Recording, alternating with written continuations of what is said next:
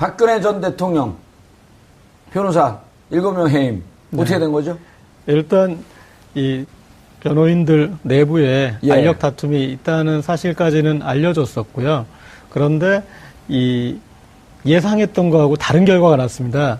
대부분의 변호사들이 유영하 변호사에 대해서 문제 제기를 하고 있었기 때문에 유영하 변호사가 이제 좀 까이는 거 아닌가 그런 이제 예측을 했었는데 밀려나는 거 아니냐? 네. 까이는 거 방송에 적합한 용어예요.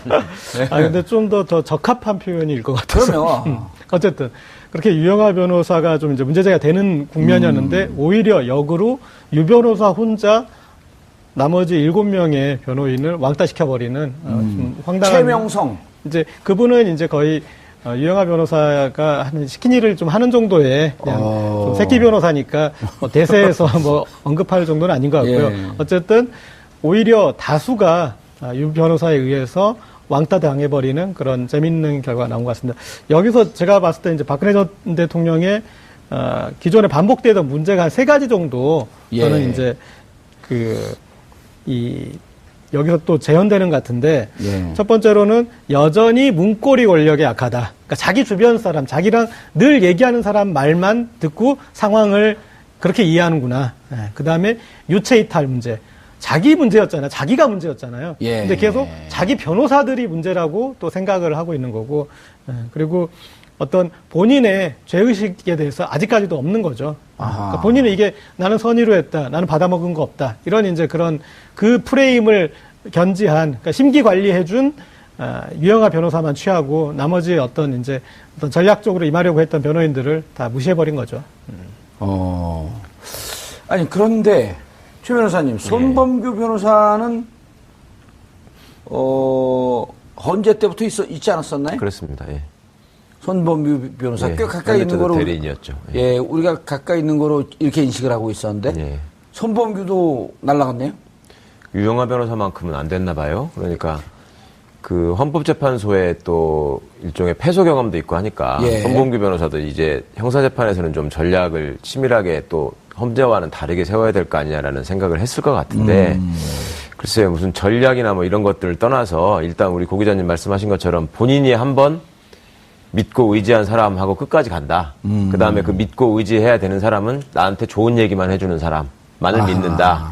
그게 더 큰 비극으로 이제 될 것 같습니다. 그 전에 보도에 의하면은 구치소에서 이제 지인 명단을 이렇게 제출하게 돼 있는데 거기다가 유영하 변호사하고 윤전추 씨만 썼다는 거잖아요. 그리고 서양희 변호사가 또 그 남편과 상의를 아마 했을 것 같은데 변호인단 교체 문제 같은 걸 상의하기 위해서 만나러 간다. 이런 뉴스가 있었고 실제로 접견 신청을 했는데 또 거부해서 못 만났다는 뉴스가 나왔죠. 그렇죠.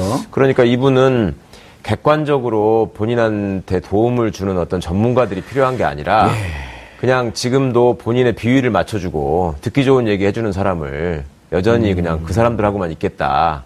그런 아집을 부리시는 것 같아요. 좀 안타까운 일입니다. 아집일까요? 아니면 그냥 본인이 정말 그렇게 이거 우리 정신분석 전문가를 얘기를 좀 들어봐야겠는데 이태강 정신분석 뭐 어떤 심리예요? 이게 이제 일반적인 분들도 다 가지고 계시는데 이 비슷한 심리 상태를. 그런데 이제 이 박 전 대통령은 상당히 좀 강하죠. 그게 이제 보통 일반적으로 이 프로이드 용어로 보면 쥐인간이라는 게 있습니다. 쥐인간. 주인간? 주인간? 네. 그건 주인간이 뭐냐 그러면 그거는 이제 우리가 뭐 이렇게 그분을 불렀던 것 같고요. 그게 아니라 이제 심리적으로 이제 주인간이라는 케이스가 있어요. 그게 뭐냐 그러면 쥐가 이제 자기 항문을 계속 이제 깔아 먹는다라는 이제 강박증을 가진 사람이죠. 근데 알고 봤더니 이제 그 쥐가 사실은 이제 아버지의 이름입니다. 아버지입니다, 아버지. 아버지로부터 이렇게 여러 가지 받았던 경험들 또는 뭐 어뷰즈일 수도 있고 이 약간의 그 부정적인 어떤 경험일 수도 있고 이제 그런 것들을 통해서 계속 이제 아버지에 의존하게 되는 그런 건데 아버지를 비판하면서 아버지를 닮아가는 그런 경향성을 얘기하는 건가요? 굉장히 의존적인 성격이죠. 의존적이고 그래서 저는 이런 그 심리가 상당히 이해가 되는 게 궁지에 몰릴수록 이런 사람들은 주변에 있는 자기에게 좋은 말만 해주는 사람의 말을 듣게 돼 있습니다. 그러니까 이제 대표적으로 역사 속에서 굉장한 폭군들, 강력한 힘을 발휘했던 그런 폭군들이 사실 굉장히 의존적인 인간들이었어요. 그래서 이제 자기 주변에 어떤 믿을 수 있는 사람들을 제외하고는 다 이제 이렇게 쳐내버리는. 그러니까 뭐 깐다고 그랬는데 다 까버리는 거죠. 그래가 다 이제 죽여버린다든가, 뭐 몰살시켜버리고. 야, 오늘은 상당히 설득력이 있어 보이는데. 저 항상 제가 말하면 설득력 있습니다. 제가 시청자들한테 미안해서 설득력 있는 척 하는 거예요, 그냥. 여하튼 뭐 그렇지 않을까. 그래서 지금 상당히 궁지에 몰려있고 수세적인데, 그래서 일반적으로 판단할 수 있는 것과는 다른 방향의 결정을 지금 내리고 있다. 생각이 드는. 근데 본인은 굉장히 이제 이것이 자기 보호 본능과 관련이 돼 있기 때문에 안정감을 느끼고 있을 것이다. 본인은 잘못한 줄 잘 모르고. 본인은 일단 잘못한 게 이런 판단. 예, 잘못한 게 없죠. 예. 그리고 이제 본인 스스로 무죄이기 때문에 지금 굉장히 순수한 상태잖아요. 예. 그 무죄를 인정해 줄 수 있는 사람들한테만 본인의 어떤 그런 마음을 여는 거죠, 지금. 그렇지 않고. 자, 무죄라고 판단한다면? 왜 교도소에 와 있다고, 구치소에 와 있다고 생각할까요? 그게 이제 우리 정봉주 이 진행자 같은 분들 때문에 와 있다고 생각하는 거죠. 자기에 대한 어떤 나쁜 이렇게 이야기를 계속 만들어내고. 난 박사모 회원인데?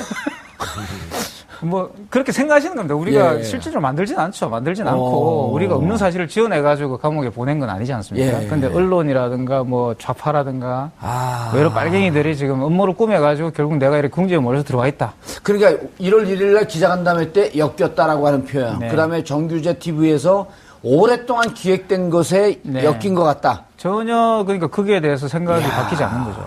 그것이 진실이라고 이분은 믿고 있는 거예요. 어허, 큰일 났네. 이거 무기로 가겠네, 무기. 근데 뭐 바꾸기가 굉장히 어렵죠, 제가 볼 때는. 바꾸기 굉장히 어렵고, 앞으로 계속 저는 조사를 하더라, 혐의를 계속 부정할 거라고 저는 봅니다. 예. 최 변호사님, 이렇게 되면, 지금 박근혜 전 대통령에게 적용된 혐의가 뇌물죄란 말이에요. 예. 뇌물죄도 지금 특가법이 적용된단 말이에요. 이게 433억이에요. 그리고 검찰에서 기소한 거는 298억. 네. 그 다음에 특검에서 그 최순실, 누굽니까? 이재용 부회장을 한 건 433억. 298억만 돼도 역대 최고의 뇌물 아닌가요? 거기다가 지금 더 추가될 수도 있잖아요. 나머지 재벌 그룹들. 그렇죠. CJ, 롯데. SK. SK. 다 빠져 있으니까, 현재까지는. SK하고 롯데만 앞에 두게 한 120, 30억 또 되거든요? 거기서도 최소한 진짜 100억 이상 추가될 것 같다라고 다들 그러시던데. 그러니까 이분이 보통 사람들하고 원래 이제 현실 인식이 달랐던 분이니까 지금 이태광 교수님 말씀을 듣고 보니까 저도 그 독재자 말씀 과거에 굉장히 설득력이 있는 말씀 같아요. 그러니까 그 사람들이. 아니, 최 변호사가 동의하면 무척 설득력 있는 거예요. 고마워하세요, 여기. 감사합니다. 고맙다고 인사 한번 하세요. 감사합니다. 혼자서 하여튼 모든 거를 결정하고 자기 마음대로 하던 사람들을 이제 독재자라고 하잖아요. 그런 시스템이나 또 누구의 충언이나 이런 것들을 무시하는 사람들이 이제 독재자가 되는 것인데, 그런 분들이 역사적으로 진짜 보이는 모습을 보면은 정말로 주변에 간신들만 남고. 그러니까요. 약간의 좋은 얘기를 하는 사람들은 전부 다 적으로 돌려가지고 배척을 하는데, 이번에도 보면 변호사들이라는 건 자기를 위해서 존재하는 사람들인데 이걸 해임을 시켰단 말이에요. 그러니까 사임이 아니고 해임이라는 게 중요합니다. 그러니까 변호인들 스스로 이분은 변호하는 게 도대체 나하고 지금 맞지 않다, 내지는 역부족이다, 아니면 내가 상대하지 말아야 되겠다, 이래서 변호사가 스스로 물러난 게 아니라 변호인들도 자기가 아직은 변호인이라고 생각하고 있는 상황에서 해임을 시켜버리고 언론을 통해서 보고 변호사들은 언론을 통해서 그걸 알게 되고, 이런 기가 막힌 일이 벌어졌고요. 아마도 유영하 변호사를 통해서 다른 변호사들이 지금 다른 생각을 하고 있습니다. 이렇게 얘기를 듣고 무슨 생각을 합니까? 라고 물었을 때 나는 무죄라고 생각하는데 이분들은 일정 부분 인정할 건 인정하고 법리적인 싸움을 한다라고 합니다. 이렇게 얘기를 하니까 아니 어떻게 나한테 그럴 수가 있어요. 이렇게 하면서 바로 해임을 한 거 아닌가 싶은데 이게 그러니까 앞뒤도 없고 그냥 언론 보도에 따르면 여기 지금 해임된 변호사들이 인정할 건 인정하자라고 하는 문구들이 나와요. 네네. 사실관계가 명백해 있으니까 그것까지 부인할 수는 없으니까 어느 정도는 인정하고 이제 법리 다툼을 좀 정교하게 해보자라는 의견들을 아마도 낼 수밖에 없었고 그래야 할 것 같은데 그것도 싫은 거죠 지금. 내가 그런 사실 자체를 부인하고 있는데 왜 그걸 인정하면서 법리 다툼을 한단 말이냐. 이런 생각에 빠져가지고 지금 변호인들을 원망하면서 해임해버린 셈이 되는 거니까 이게 지금 이제 남아있는 변호사가 그동안에 또 사건을 잘 진행해 와가지고 본인이 구속이 안 됐다면 또 모르겠는데 어떻게 보면 그 구속까지 이르게 한 당사자인 변호사는 신뢰하고 거기서 좀 벗어나게 하려고 좀 노력을 해보는 사람은 못 믿고 이렇게 되면 나중에 추가로 변호인을 선임하고 싶더라도 어떤 변호사가 그걸 하고 싶어 하겠습니까? 그러니까 우리가 그거 다시 반출을 해보면 10월, 11월 최순실 박근혜 게이트가 터졌을 때 네. 언론 보도만 따르면 우리가 내부까지 들어가서 볼 수는 없지만 네. 이른바 이제 최재경 민정수석은 검찰 조사를 나가라. 네. 이럴 때 유영아는 나가지 말라. 네. 인정할 건 인정하고 빨리 조사받고 덮자. 네. 인정할 게 뭐가 있냐. 그리고 헌재에 가서도 역시 법리투쟁을 하자라고 하는 사람을 정치투쟁으로 돌게 했고. 네. 이런 게 완전히 궁지로 빠지게 한 사람 말만 지금 믿고 있단 말이에요. 글쎄 말입니다. 그러니까 본인이 궁지에 몰렸다고 생각을 하면은 다른 생각이라도 해볼 텐데 지금 그 생각도 안 하고 예. 오로지 그냥 깊이 억울하게만 한 것 같아요. 거기 가보니까 더 억울한가 봐. 나를 왜 여기다가 이런 데다 넣어서 밥을 이렇게 이런 걸 먹이지? 이런 생각만 드나 봐요, 아마. 그렇죠. 무슨 버섯이었죠? 그때 보면 몇백만 원짜리? 송로버섯. SNS에 그게 돌더라고요. 네, 그거 꽤 비싼 겁니다. 예, 박근혜 대통령 송로버섯이 전 대통령 그립겠습니다. 근데 우린 그리울 것도 없어요. 먹어본 적이 없으니까. 먹어본 사람만 그리워하는 거죠. 그렇습니다. 이 교수님. 네. 먹어봤냐고요? 뭐요? 송로버섯이요? 송로버섯 싸요. 그럴 가능성이 없기 때문에 아예 묻지도 않아요. 자, 그런데 변호사는 이제 그럼 그 둘이 하나요? 어떻게 되나? 이렇게 되면 믿을 만한 사람이 없을 거 아니에요? 이제는 점점 더. 그런데 뭐 변호사라는 게 사실은 그 법리 다툼과 관련돼 가지고 상담을 받는 건데. 예. 뭐 이분이 원하는 상담이란 건 뻔한 것이죠. 그러니까 지금 현재 법리적으로 싸워서 내가 뭐 무죄를 입증하겠다 이런 것이 아니고 나는 그냥 무죄다. 그리고 그 믿음을 공고하게 만들어줄 어떤 그 성도 집단이 필요한 거죠. 거기에 아마 그 계속 선전선동의 어떤 방식으로 틈만 나면, 뭐 앞으로 차기 정권이 오더라도 저는 계속 그런 식으로, 예를 들어서 뭐 무기징역을 받더라도 그런 식으로 어떤 구심점이 되려고 하지 않을까. 그런 걸 전문용어로 확신범이라고 하나요? 확신범하고 또 틀린 건가요? 이분들은 이제 이 현실감이 없는 거죠. 본인의 어떤 세계를 만들어서 그 성체 속에 들어가 있는 사람이기 때문에. 예를 들어 민주화운동을 했다가 들어간 사람들은 무슨 5년을 받든 10년을 받든 무기징역을 받든 그건 확신범이거든요. 그렇죠. 내 사상과 철학에 대한 믿음, 소신에 대한 확신. 그렇죠. 그거하고 좀 틀리다는 거죠. 이분은 이제 그런 것이라기보다는 내가 뭐 잘못한 게 그러니까 이제 어떻게 보면 그와 비슷할 수가 있는데 그럼에도 불구하고 이분이 가지고 있는 어떤 생각들은 그렇다고 뚜렷한 이 윤곽을 가지고 있는 건 아니에요. 뚜렷한 이념을 가지고 있다라든가 내가 어떤 이념을 위해서 대의를 위해서 목숨을 바친다 이런 것도 아니고 본인 자신에 대한 나르시시즘이 굉장히 강하지 않나. 그런 생각이 듭니다. 본인의 종교인 거죠. 아주 특이한. 나르시시즘이 강한 걸 한마디로 얘기하면 이른바 깔때기인데. 그거 좀 틀린가요? 아주 라이벌이네요, 그러니까. 근데 여러 번 기회가 있었는데 놓친 것 같아요. 놓쳤죠. 네.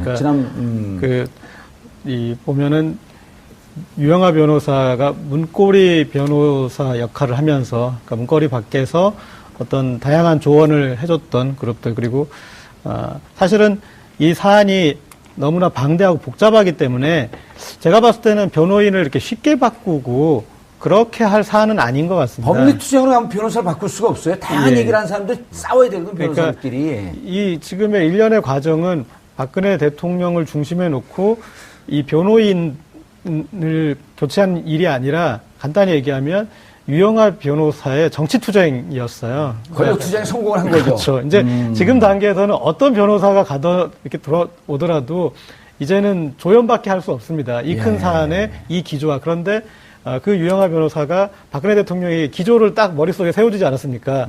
사익을 추구한 게 없으시고 그리고 선의로 한 일이고 이건 엮인 일이고 다 어떻게 보면 기획된 것에 불과하다. 그러니까 밖에 우리 지지자들은 지금 큰 일을 준비하고 있고. 네.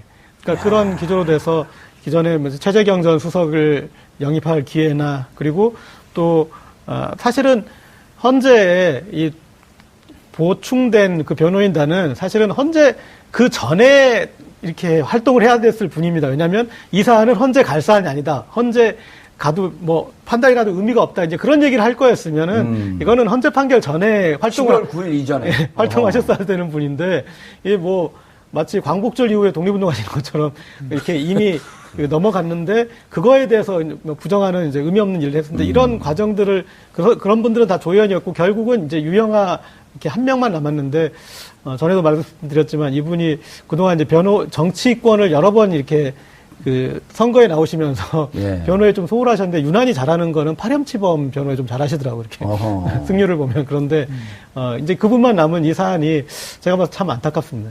예. 진짜 안타까운 건 안타까운 척 하는 거예요. 전혀 안타깝지 않으면서 입으로 안타깝다. 그게 실감이 안 되는데. 안타까운 걸로 해주세요. 예. 알겠습니다. 정신분석, 어떤 심리예요? 이게 이제 일반적인 분들도 다 가지고 계시는데, 이 비슷한 심리 상태를. 예. 근데 이제 이 박 전 대통령은 상당히 좀 강하죠. 그게 이제 보통 일반적으로, 이 프로이드 용어로 보면 쥐인간이라는 게 있습니다. 쥐인간. 주인간? 주인간? 마우스. 네. 네. 그건 주인간이 뭐냐 그러면, 그거는 이제 우리가 뭐 이렇게 그분을 불렀던 것 같고요. 그렇게. 그게 아니라 이제 심리적으로 이제 주인간이라는 케이스가 있어요. 그게 뭐냐 그러면, 쥐가 이제 자기 항문을 계속 이제 깔아먹는다라는 이제 강박증을 가진 사람이죠. 근데 알고 봤더니 이제 그 쥐가 사실은 이제 아버지의 이름입니다. 아버지입니다, 아버지. 아버지로부터 이렇게 여러 가지 받았던 경험들, 또는 뭐 어뷰즈일 수도 있고, 이 약간의 그 부정적인 어떤 경험일 수도 있고, 이제 그런 것들을 통해서 대세에서 뭐 언급할 정도는 아닌 것 같고요. 예. 어쨌든 오히려 다수가 유 변호사에 의해서 왕따 당해버리는 그런 재밌는 결과가 나온 것 같습니다. 여기서 제가 봤을 때 이제 박근혜 전 대통령의 기존에 반복되던 문제가 한 3가지 정도 저는 예. 이제